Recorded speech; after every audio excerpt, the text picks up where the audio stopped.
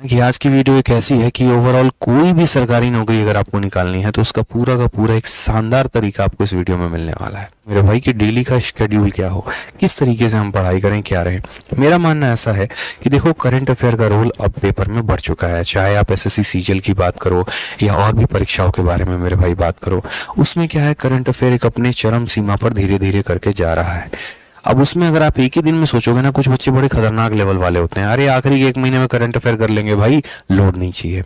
आखिरी के एक महीने में लाएंगे स्पीडी की मैगजीन और तुरंत निपटा देंगे, लोड नहीं चाहिए। उस बच्चे का भी फिर पेपर में ही होता है, आखिरी समय में पेपर उसको लपेट देता है और बोलता है मेरे भाई तेरा लोड मुझे भी नहीं चाहिए, रख अपना लोड तेरे पास, तेरे जैसे लोगों की जरूरत नहीं है। यही कहानी होती है यार। प्रैक्टिकली ये बताओ, 7,000 से 8,000 करंट अफेयर के क्वेश्चंस को आप 30 दिनों में अपनी इस छोटी सी मेमोरी में कैसे याद कर सकते हो? सारा खाना एक ही दिन सोचने की अगर कोशिश करोगे तो उसकी तो खिचड़ी बन जानी है कि चावल भी डाल देंगे, दाल भी डाल देंगे, सब्जी भी डाल देंगे, सबको मिला के एक ही बार खा लेंगे, तो वो खाना थोड़ी है, वो खिचड़ी है। स्वाद कहाँ आना है तुम्हें? और लास्ट टाइम में फिर कहानी वही होगी। 11 दिसंबर था, 12 दिसंबर टिक करके चले आए, 12 दिसंबर था, 6 जुलाई टिक करके चले आए। कंफ्यूजन है सवालों में कि अरे यार हम जो है यहाँ पर, आपको ये तक वहां पे ना बड़ा मुश्किल सा हो जाएगा अगर मैं आपको ये बोल दूं कि बताइए भारत में पहली बार झंडा कब फहराया गया था, फिर वहां बड़ा कंफ्यूजन हो जाएगा।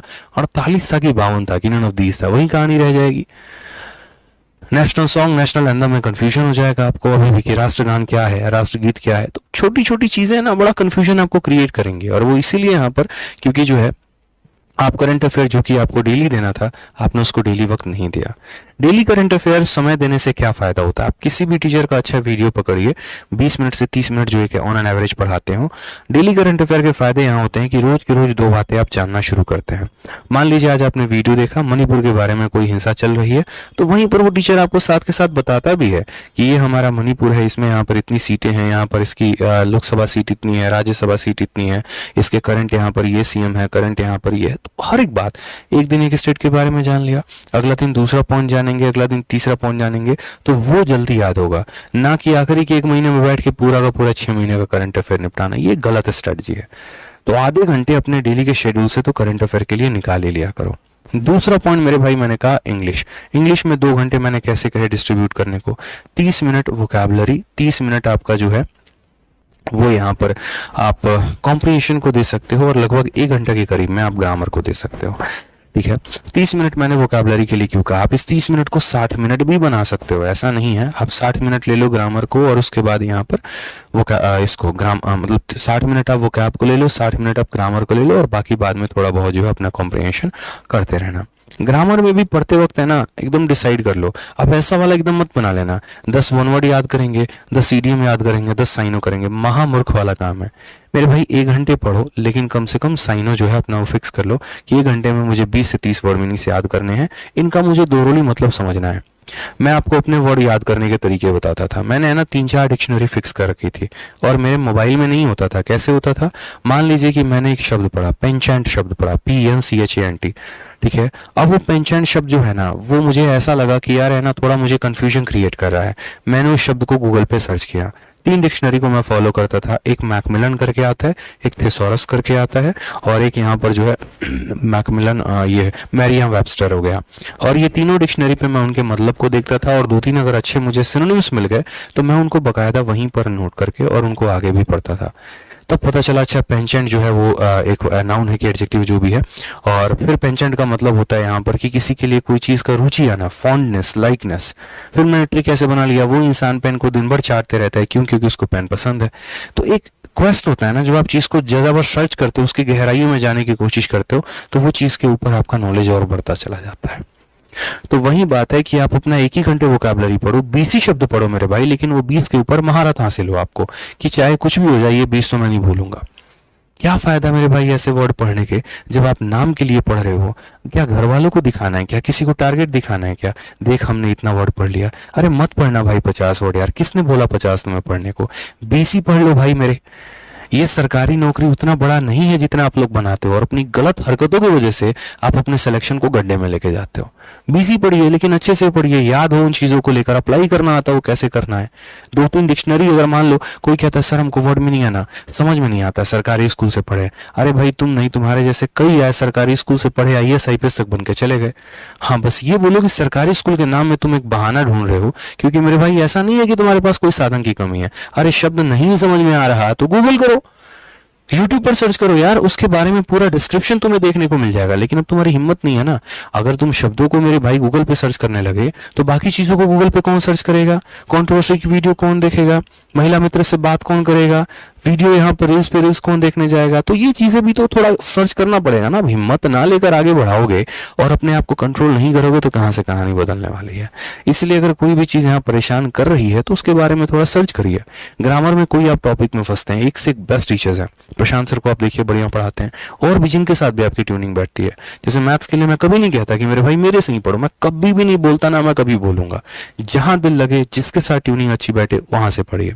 सेम ग्रामर में कोई कंसेप्ट वीक है, जो भी है मेरे भाई, आप उसको पढ़िए टीचर से, वीडियो से। प्रशांत सर ने एक एक वीडियो के ऊपर काम कर रखा है, हर एक पॉइंट पर बढ़िया तरीके से वीडियो बना रखी है। आप उसको देखिए, समझिए, जानिए, बहुत जरूरी है, ठीक है। और उसके ऊपर काम करिए। ऐसा नहीं हो कि नाउन लगा रहे हैं तो नाउन का एरर लग जाता है, प्रोनाउन लगाते हैं एरर लग जाता है, हमको मिक्स दे दोगे तो हमारी हालत खराब हो जाएगी, हमसे क्वेश्चन नहीं बनेगा। ये सबसे बड़ी बेवकूफी है, सबसे बड़ी बेवकूफी है। आपके टॉपिक्स इस तरीके से क्लियर नहीं है कि जब आपको मिक्स एरर का क्वेश्चन दे दिया जाए तो आप उसमें एरर ढूंढ पाए, और फिर आप बात करते हैं कि भैया हमारी अंग्रेजी सही है। काय बात की अंग्रेजी सही है भाई तुम्हारी, बताना।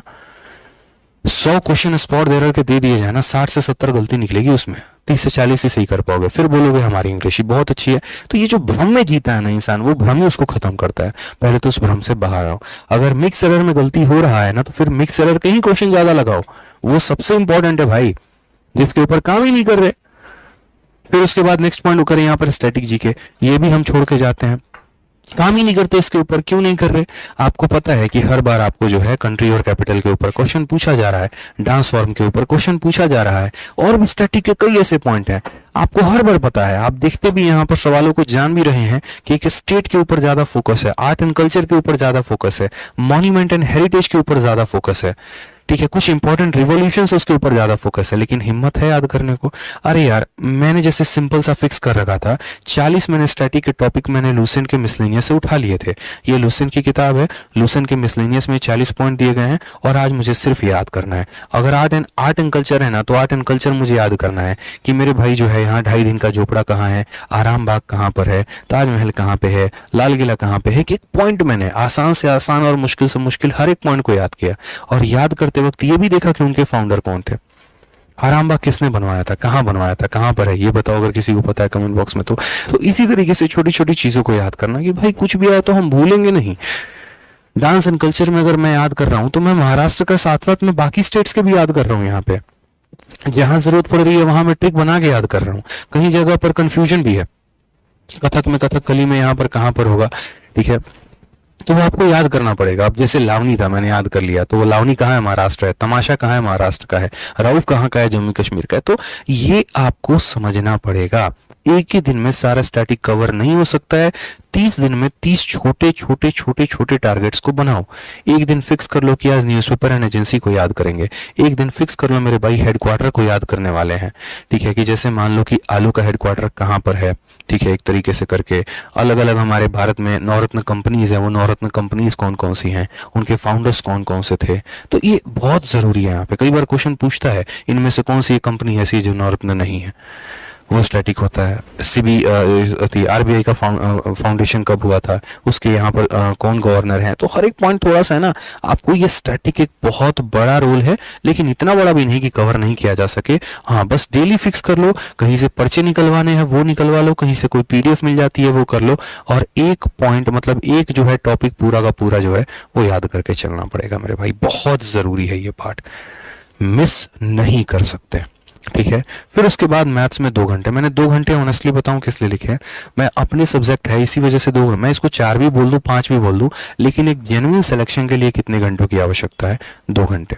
रीजन बता रहा हूं यहाँ पे, ठीक है।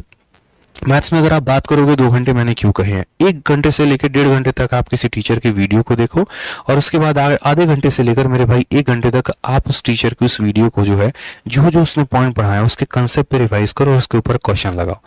तरीका तो ऐसा होना चाहिए कि जैसे मान लीजिए कि मैं स्टूडेंट हूँ और मैं आदित्य सर का बैच लेके पढ़ रहा हूँ, मैंने उनकी परसेंटेज की वीडियो देख ली, खत्म हो गया, अब मैं दूसरा टॉपिक पढ़ रहा हूँ प्रॉफिट एंड लॉस। तो मैं है ना 1 घंटा उनकी प्रॉफिट एंड लॉस की वीडियो को देखूंगा और रात में 1 घंटा बैठ के जो उनकी सीजल वेरियर की बुक है, जो भी किताब है या जो भी किसी और भी ऑथर की किताब है, उसको हमने पकड़ा और उसके बाद मेरे भाई उस पर 1 घंटे हमने क्वेश्चन लगाए। मतलब परसेंटेज का क्वेश्चन प्रैक्टिस करना है, प्रॉफिट एंड लॉस की वीडियो देखना है। कारण हम बता रहे हैं, परसेंटेज के क्वेश्चन अगर प्रैक्टिस नहीं करोगे दिमाग से वो गायब हो जाएगा और नया टॉपिक का वीडियो नहीं देखोगे तो आगे भी नहीं बढ़ पाओगे। तो जो टॉपिक कंप्लीट हो गए हैं उनको प्रीवियस से प्रैक्टिस करो और साथ के साथ एक नया टॉपिक भी पढ़ते चलो। इसीलिए मैंने यहाँ 2 घंटे का श्रम लिखा हुआ है। ठीक है, नेक्स्ट अगर हम बात करते हैं रीजनिंग के बारे में, तो रीजनिंग में भी सेम कहानी करनी है। 1.5 घंटा से 2 घंटा आप है अपना वीडियो उठाइए किसी टीचर का जो सबसे बेस्ट लगते हैं आपको। मुझे नहीं लगता कि रीजनिंग में विक्रमजीत सर से कोई बेस्ट पढ़ाता है। रीजन मैंने कई सारी चीज़ें आज ऑफलाइन क्लास में मैं जब बैठता हूँ और देख रहा होता हूँ चीज़ों को लेकर यहाँ पे, तो जो एक पढ़ाने का तरीका है, जो एक कंसेप्ट है और भी चीज़ें हैं, वो सबसे बेस्ट है। कई सारे वीडियोज़ है सर के यहाँ यूट्यूब पर अपलोडेड हैं, आप उनको देखिए। अगर आप इनके बैच के स्टूडेंट है तो वहाँ से पढ़िए जिस भी तरीके से। तो आपने 1 घंटा वीडियो देखा और मेरे भाई उसके बाद 1 से 1.5 घंटे प्रीवियस ईयर के क्वेश्चंस पे प्रैक्टिस की। बहुत जरूरी है रीजनिंग में, जो आप अपना माइंडसेट में लेके अरे चल रहे हो ना चीजों को लेके, अपना है आ जाएगा, तो मेरे भाई अपना ही सबसे पहले लपेटता है। कहा जाता है ना कि जिसके ऊपर सबसे ज्यादा विश्वास था धोखा वहीं देखे गया। रिलेशनशिप में होता है ना, अरे ठीक है ये तो अपनी है कहीं नहीं जाएगी, और बाद में पता चलता है कि सरकारी नौकरी लगते तेरा पत्ता काट के चली गई, तो वो वाली कहानी हो जाती है। या चला गया, दोनों जेंडर के लिए मैं ये बात कर रहा हूँ। ठीक है, तो वही वाली बात है कि जिस चीज के ऊपर सबसे ज्यादा कॉन्फिडेंस होता है ना, अच्छे अच्छे को लपेटता भी वही है। तो इसीलिए हल्के में मत लीजिए। रीजनिंग इतना इंपॉर्टेंट अब सब्जेक्ट बन चुका है कि इसका प्री से भी ज्यादा वेटेज मेरे भाई अब मेंस में है। आप इस बात को समझिए। और इस बार अच्छे अच्छे कैंडिडेट का सिलेक्शन नहीं हुआ है, कारण मात्र इतना है कि उन लोगों ने मेरे भाई रीजनिंग को हल्के में लिया और यहाँ पर 60 नंबर पे, 65 नंबर में, 70 नंबर में सिमट के रह गए। कई ऐसे नए टॉपिक्स ऐड हुए हैं और उनका लेवल भी बढ़ा है। और ये भी बात आपको आकलन करने की जरूरत है कि 2016 के पेपर में और 2023 में जमीन आसमान का फर्क है। रीजनिंग में टीसीएस के पैटर्न में बहुत बदलाव हुआ है। तो अगर वही माइंडसेट के साथ अगर हम चलेंगे ना, तो मुझे नहीं लग रहा कि हम चीजों को सीख पाएंगे और हम बेहतर कर पाएंगे। तो क्वेश्चंस की दबा के प्रैक्टिस करो। नए सवाल जितने भी आए प्रीवियस ईयर को उठा और रगड़ दो मेरे भाई। कंसेप्ट्स के ऊपर और ज्यादा काम करो। कुछ शॉर्टेज डेवलप कर सकते हो तो वो करो। स्टेटमेंट अजम्पशन जैसे टॉपिक हो गए और भी मेरे भाई कई ऐसे टॉपिक हो गए यहाँ पे, उनके ऊपर बहुत काम करने की आवश्यकता है। पहले सिलोगिज्म 2 स्टेटमेंट का आता था, फिर 3, फिर 4, और ऐसे ऐसे भयंकर भयंकर सवाल आ रहे हैं कि पढ़ने पढ़ने में 3 से 4 मिनट निकल जाएंगे। अब आप बोलते हैं अरे भैया रीजनिंग इतना टफ आ रहा है, हमसे तो होगा नहीं। मेरे भाई वो जिंदगी भर तुम्हें टफ ही लगेगा। एक बार तो अखाड़े में उतरो, एक बार तो उसके सवाल को लगाओ, एक बार तो देखो ना चीजों को लेके यहाँ पे। ठीक है, तो ये बहुत जरूरी है मेरे भाई यहाँ पे। ठीक है, तो ध्यान रखिए थोड़ा सा और वीडियो को मेरे भाई लाइक करते रहिए। नेक्स्ट अगर हम बात करते हैं जीके जीएस के ऊपर, मैंने 3 घंटा बोला है। रीजन जीके जीएस ऐसा है ना कि आपके आधे घंटे के चढ़ावा से उसको संतुष्टि नहीं मिलने वाली है। उसका मेरे भाई कुछ भी नहीं होने वाला है, यकीन मानिए। आप लोगों की सबसे बड़ी प्रॉब्लम पता है क्या है? मैं बुरा मत मानना भाई लोग, सभी को बोल रहा हूँ क्योंकि मैं चाहता हूँ कि आप बेहतर करो। एक होता है ना कि एक इंसान, मतलब मैं अपने आसपास कभी भी चापलूसों को नहीं रखता। मुझे पसंद भी नहीं है जो लोग मेरी चापलूसी करें। ठीक है, वो जिंदगी में ना मैं गलत भी करूंगा ना तो भी मुझे वो सही बताएंगे, हाँ बढ़िया सर बढ़िया, बहुत बढ़िया कर रहे हैं। चापलूस हमेशा जिंदगी को बर्बाद करते हैं। हमेशा अपने आसपास उन दोस्तों को रखिए, ठीक है, जिनको फर्क नहीं पड़ता कि उनकी बातों से आप खुश हो रहे हैं कि दुख हो रहे हैं, लेकिन वो आपको सत्य का ज्ञान दे रहे हैं। ये चाणक्य की सबसे बड़ी नीति थी। हमेशा ये बात बोलते थे कि अपने आसपास कभी चापलूस मत रखना।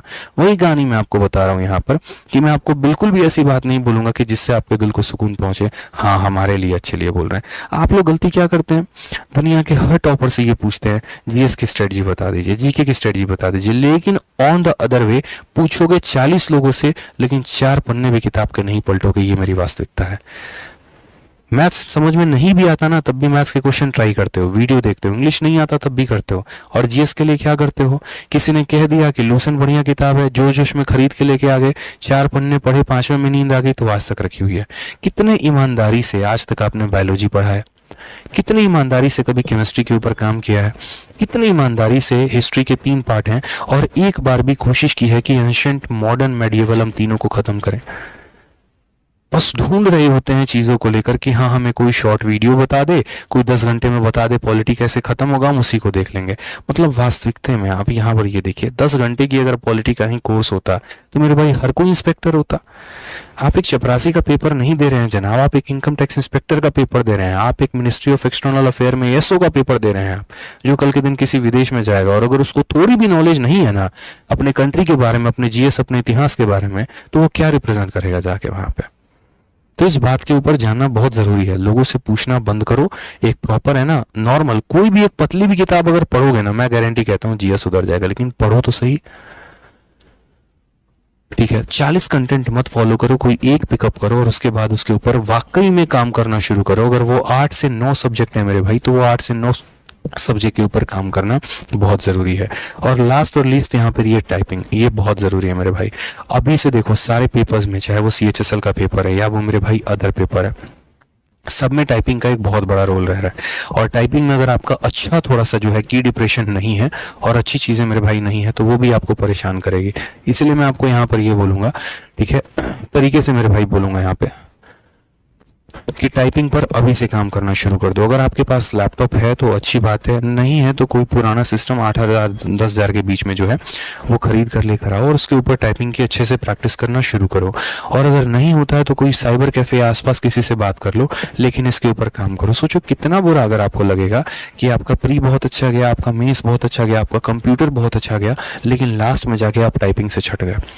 तो मैं या कोई भी ये बात नहीं चाहेगा कि ऐसी स्थिति आपके साथ आए और आपको ऐसी प्रॉब्लम का फेस करना पड़े। आज के समय गवर्नमेंट जॉब में टाइपिंग बहुत इंपॉर्टेंट हो चुका है। और टाइपिंग ऐसी भी चीज़ नहीं है कि हाँ हम 4 दिन में सीख सकते हैं, 5 दिन में सीख सकते हैं। डेली का जो है यहाँ पर काम में आना बहुत ज़रूरी है।